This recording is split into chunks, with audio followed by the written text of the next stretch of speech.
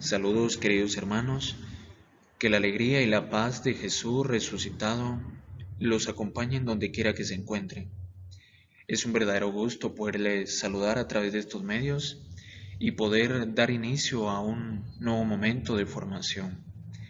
Vamos a comenzar haciendo una breve oración y los invito a que podamos invocar juntos a la Santísima Trinidad diciendo: en el nombre del Padre, del Hijo y del Espíritu Santo. Amén.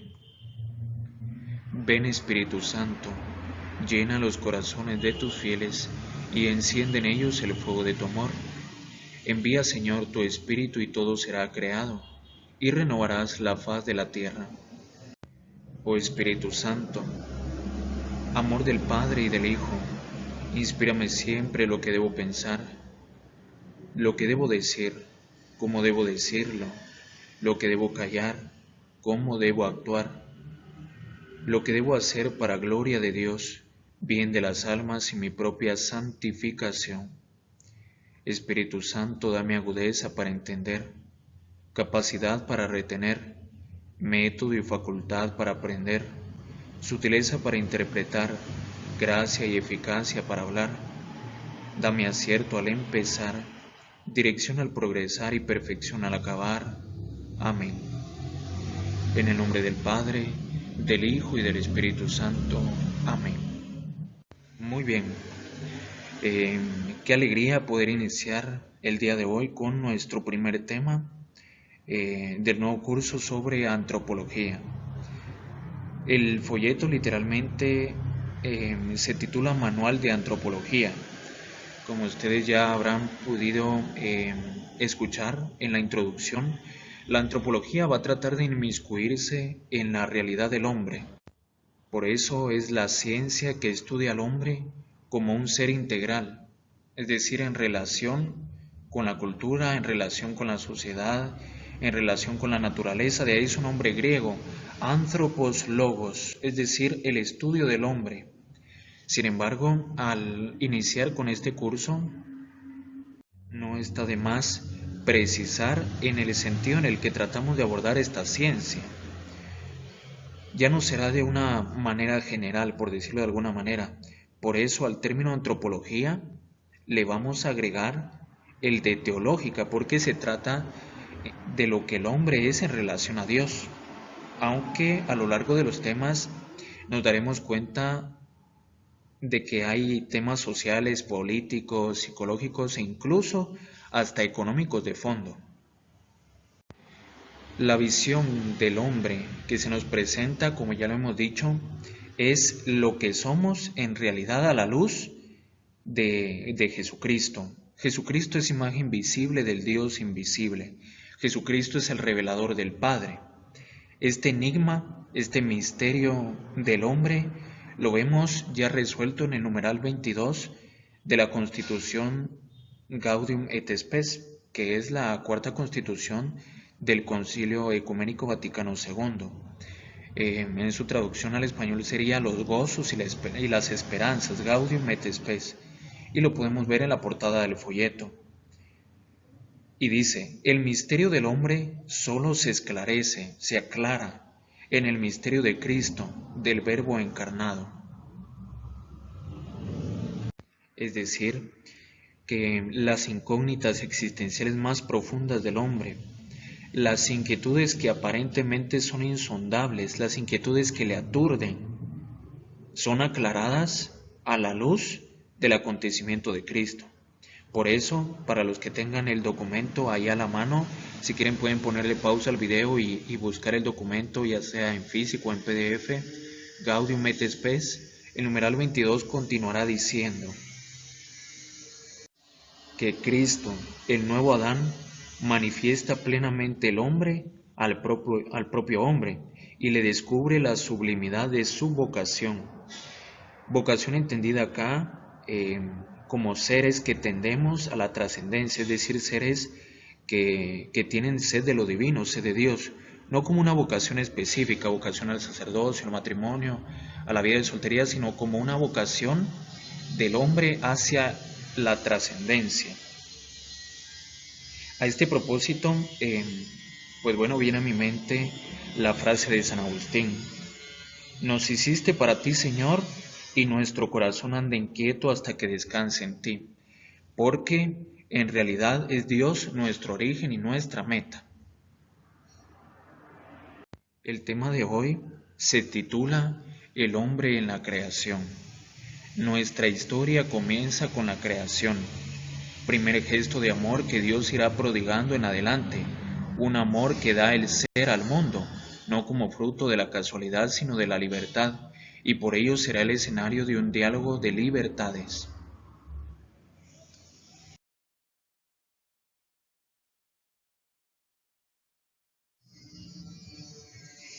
Iniciamos con la cita bíblica del libro de la sabiduría que nos propone el folleto.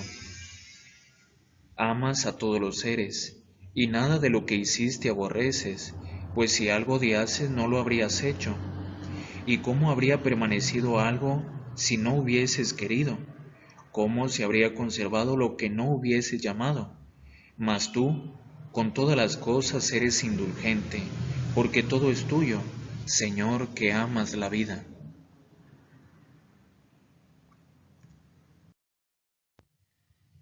La creación, un amor que da el ser al mundo. Regularmente cuando nos referimos a la creación en el ámbito de la teología, casi siempre pensamos de manera inmediata en el libro del Génesis, no me dejarán mentir ustedes. Sin embargo, como nos lo dice el folleto, al leer el texto antes citado encontramos con más claridad el concepto bíblico de la creación. La creación, más que ser un hecho o un acontecimiento importante, en donde nosotros vemos el gran poder de Dios y su gran habilidad para crear todo cuanto existe, es más bien una exclamación de Dios, un grito que nos da a conocer su amor por el hombre. Es decir, a Dios no le interesa tanto que sepamos cómo fue que Él hizo todo cuanto existe, más que lo que en realidad quiere es que sepamos que lo hizo por un motivo más grande, el motivo del amor. Ese es el verdadero motivo de la creación, el amar de Dios, un amor que da el ser al mundo. Por eso no está de más repetir el texto de la sabiduría que leímos al inicio: amas a todos los seres y nada de lo que hiciste aborreces, porque si algo odiaras no lo hubieras creado. El Papa Francisco recordó que en cierta ocasión un niño le preguntó qué es lo que Dios hacía antes de la creación. La respuesta del Papa había sido simple y rápida: Él amaba.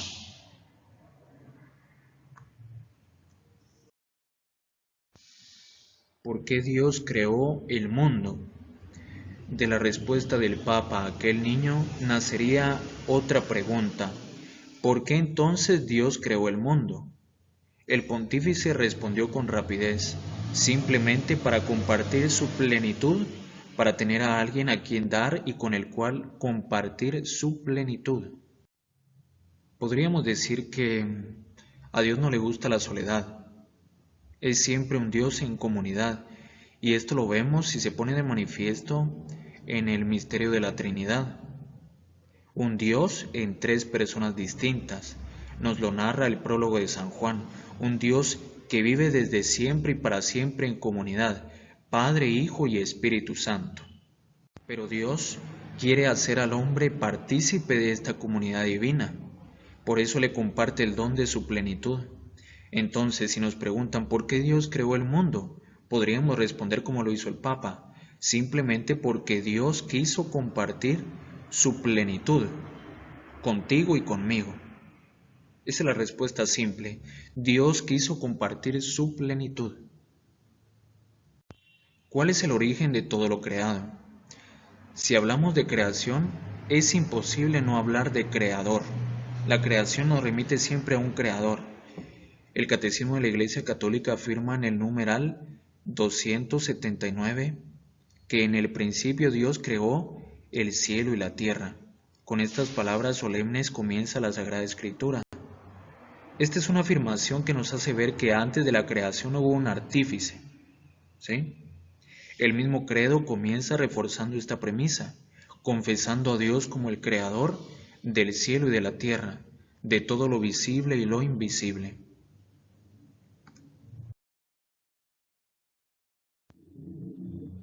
El apartado número 3 nos comparte una afirmación. Podemos conocer a Dios, Creador, con la razón.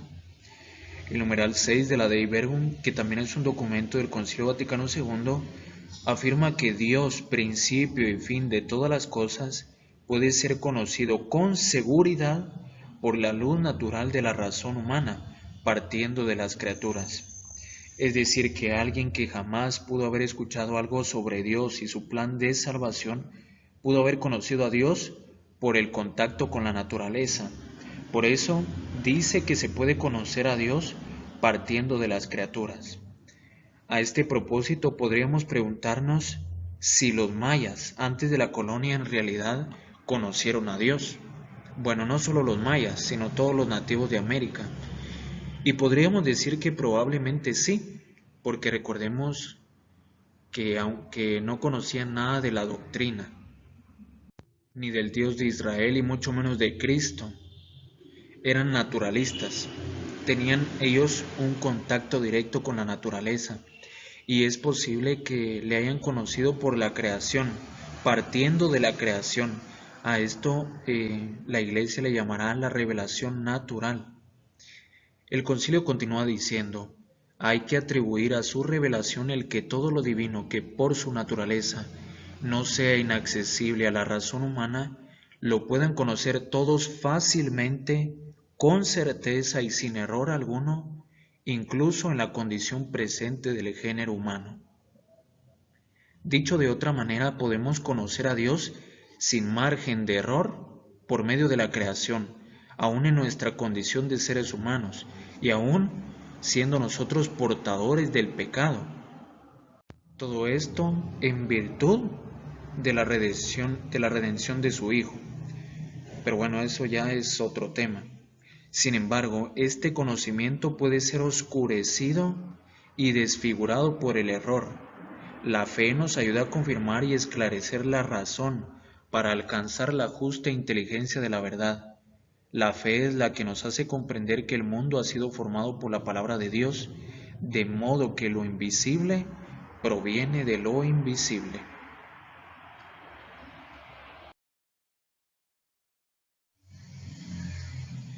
De manera breve, el apartado número 4 nos sigue introduciendo en el tema de la creación por medio de un extracto del Salmo número 8. Al ver el cielo, hechura de tus dedos, la luna y las estrellas que fijaste tú, que es el hombre para que de él te acuerdes, el hijo de Adán para que de él te cuides. La Sagrada Escritura, palabra de Dios a los hombres, comienza afirmando, también con un texto del libro del Génesis, en el principio creó Dios el cielo y la tierra. En realidad lo que nos quiere dar a conocer la Biblia es la intervención divina de Dios, de manera particular en el acontecimiento de la creación. La Biblia no intenta darnos explicaciones científicas, como algunos han pensado, de una manera totalmente errónea.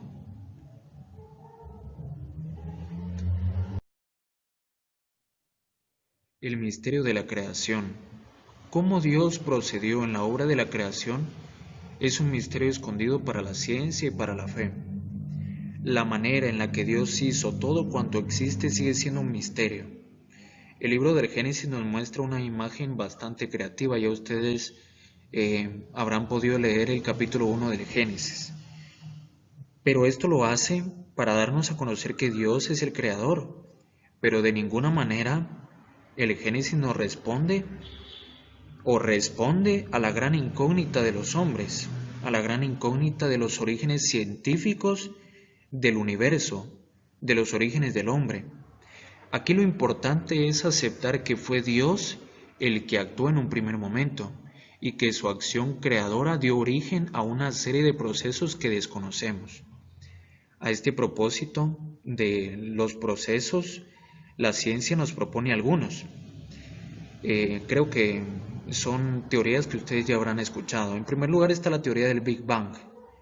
Es una teoría que nos explica cómo fue que surgió el universo.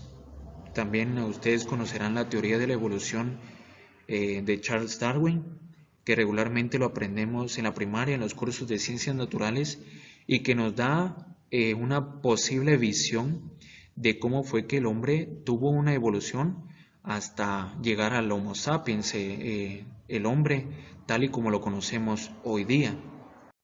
Estas son algunas teorías sobre los orígenes del universo y de la vida humana en la Tierra, que de ninguna manera se oponen a la creación de Dios, a la fe en Dios, porque la Biblia no nos explica cómo fue que Dios hizo el universo y al hombre, sino a través de metáforas y alegorías, es decir, a través de figuras que nos dan a conocer el quién y no el cómo. De hecho, el Génesis es un libro bastante simbólico, y en este género literario simbólico se explican mitos que no quieren decir que sean falsos, mitos que expresan realidades universales, realidades divinas. Así es el Génesis.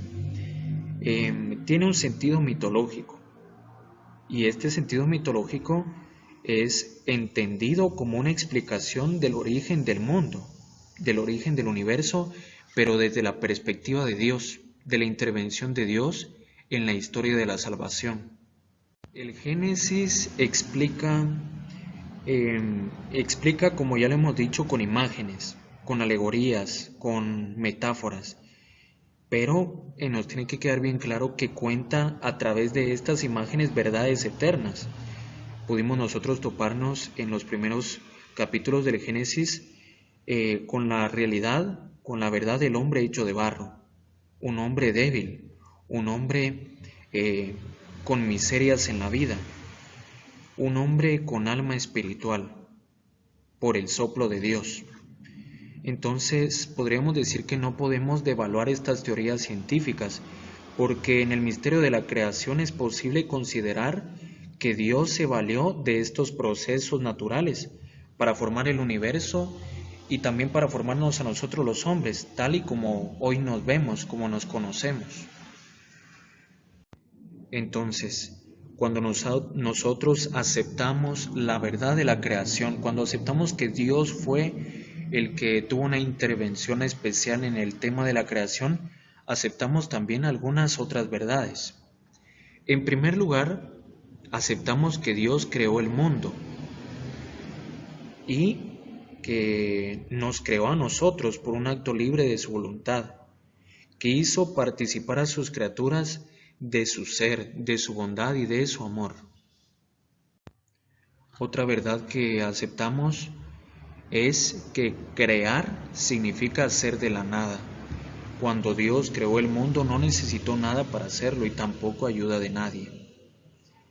En la creación todo está rectamente ordenado y dispuesto y todo es bueno, porque es fruto de la sabiduría de Dios. También otra verdad que aceptamos es que todo lo creado fue destinado por Dios mismo para el servicio de los hombres.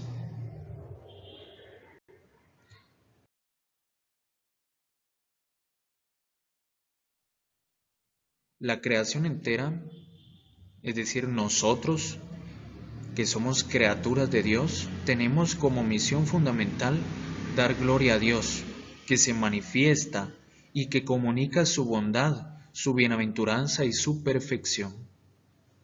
Aceptamos también que Dios es infinitamente superior a sus obras, porque su grandeza y su poder no tienen límite, pero como Creador y Señor de todo cuanto existe, está en lo más íntimo de todas sus criaturas. Y también aceptamos que todas las criaturas dependen en una u otra forma de Dios.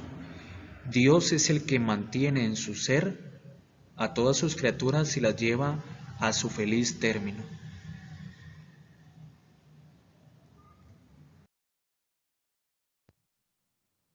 Los relatos de la creación.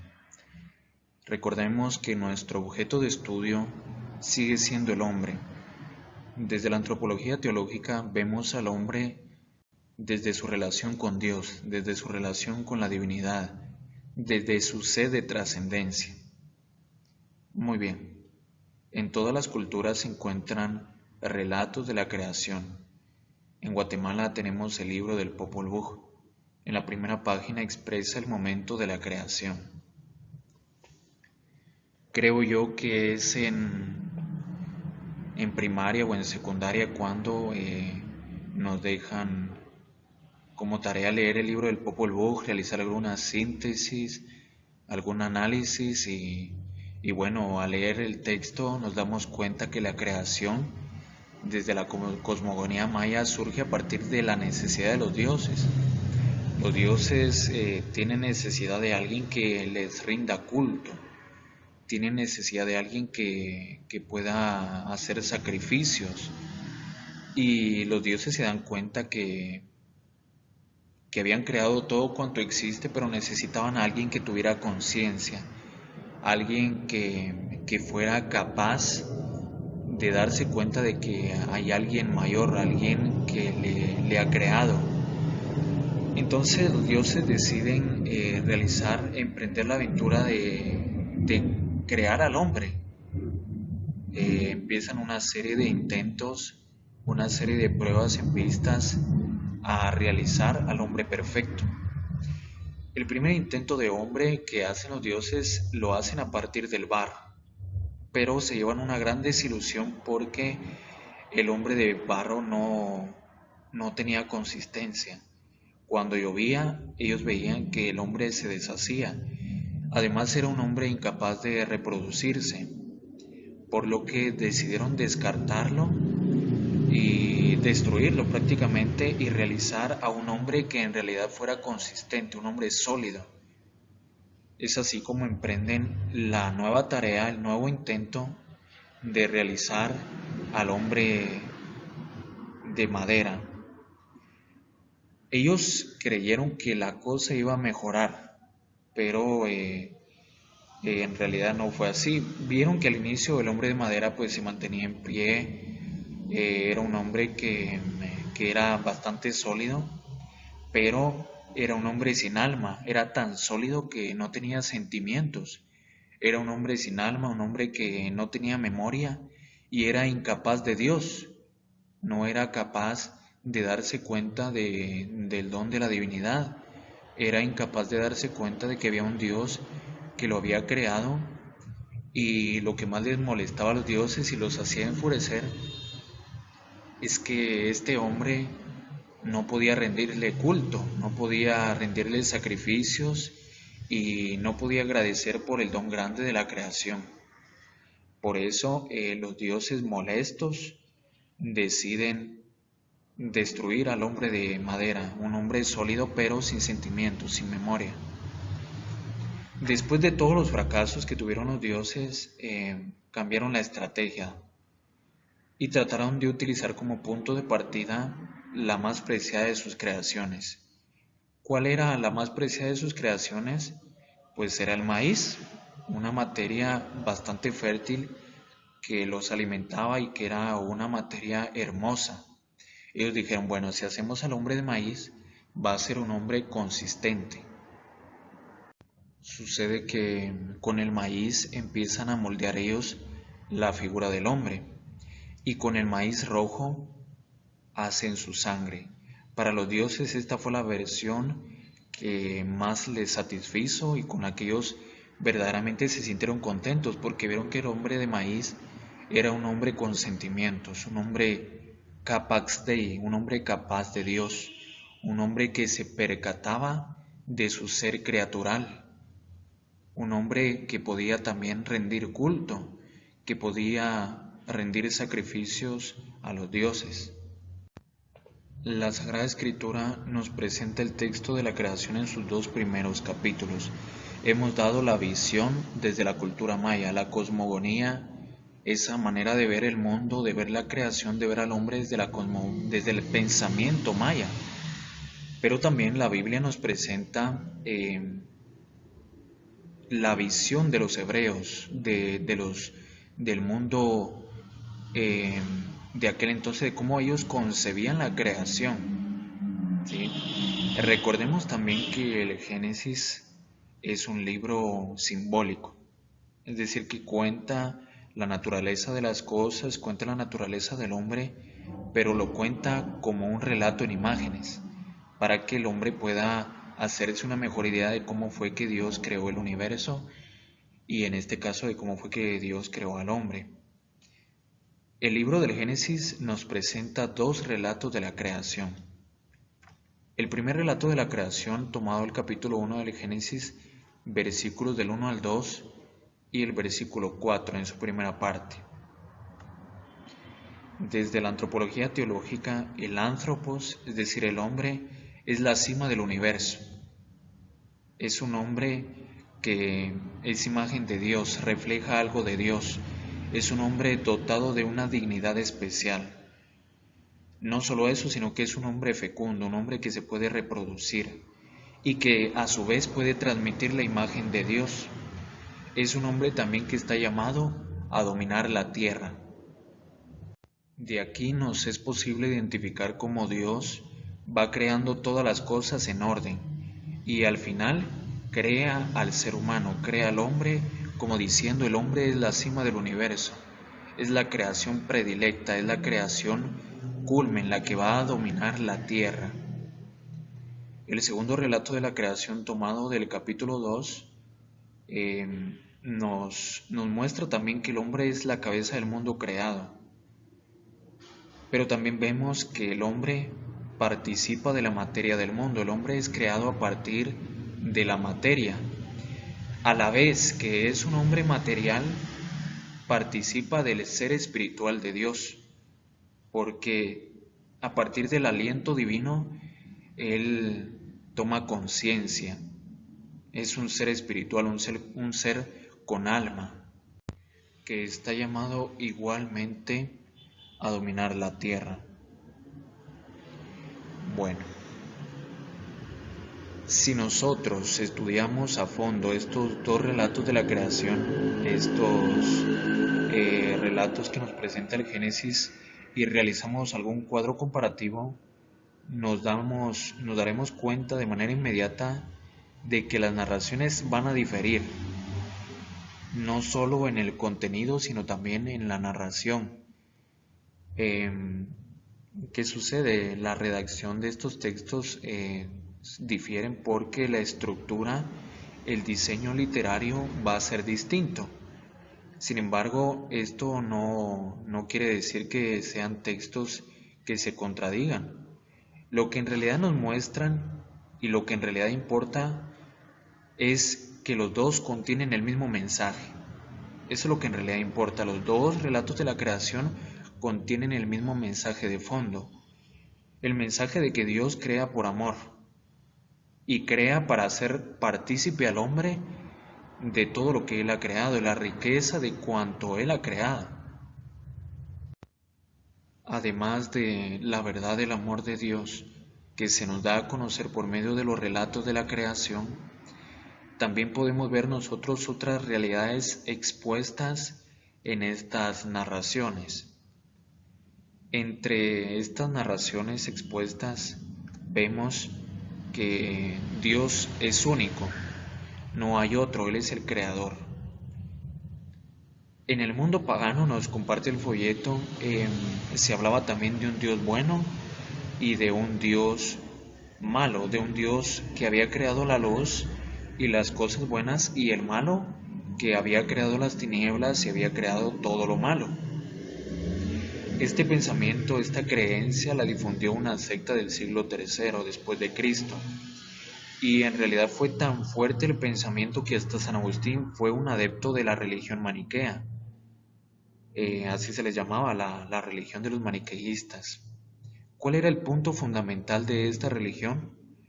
Pues el dualismo, ¿verdad? El bien y el mal, inspirado desde luego en el pensamiento del filósofo griego Platón, ¿verdad? En realidad el folleto nos presenta esta realidad porque no hay un Dios del bien y un Dios del mal, sino solo un Dios del bien. El mal en este caso es ausencia de bien, del sumo bien que es Dios. Por eso nos tiene que quedar bien claro que a partir de estos relatos se nos habla de un único Dios. La segunda realidad, Dios ama la vida. Dios lo crea todo y con el poder de su palabra Dios lo hace todo por amor, desinteresadamente y de forma gratuita. Crea todas las cosas sin ningún esfuerzo con el poder de su palabra. Él habla y así sucede. Su palabra es eficaz y realiza lo que dice sin fallar. Él es todopoderoso y omnipotente. Y la tercera realidad que es que Dios lo crea todo para nosotros y lo crea todo para nuestro bien. Este último apartado es bastante importante porque en realidad el Génesis 1:28, que es donde Dios da potestad al hombre para someter la tierra, no es un señorío absoluto para dominar la tierra de manera déspota, como hoy lo vemos en nuestra sociedad. Hay una explotación de los recursos naturales. En realidad lo que Dios nos concede a partir de este texto es una administración. Según el Génesis, el hombre no solo ha de cultivar la tierra, sino que éste también ha de ser objeto de su cuidado. Y ese ha sido un gran problema porque se ha confundido el dominio de la tierra con una explotación de los recursos naturales. Por eso también el Papa Francisco nos va a decir que son bienaventurados aquellos que protegen y cuidan nuestra casa común.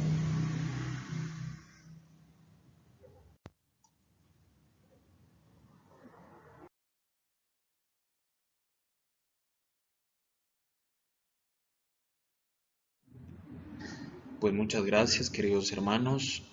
Llegamos al final de nuestra formación del día de hoy y espero que se haya podido clarificar algunas ideas acerca de este primer tema.